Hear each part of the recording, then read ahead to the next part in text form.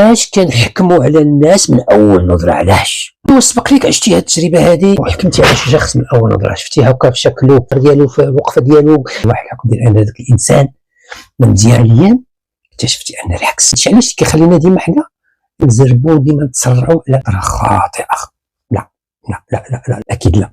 الحكم السريع هو اسهل طريقه كيسلكها الدماغ ديالنا باش يعطينا بسرعه ان ذاك الشخص ماشي هو ذاك صافي، ذاك الشخص خدينا عليه فكره سيئه. قبل ما نحكم، لان كل انسان كيحمل معاه واحد القصه خفيه، انا ما كنعرفوهاش، نقدروا نعرفوها مع الزمان.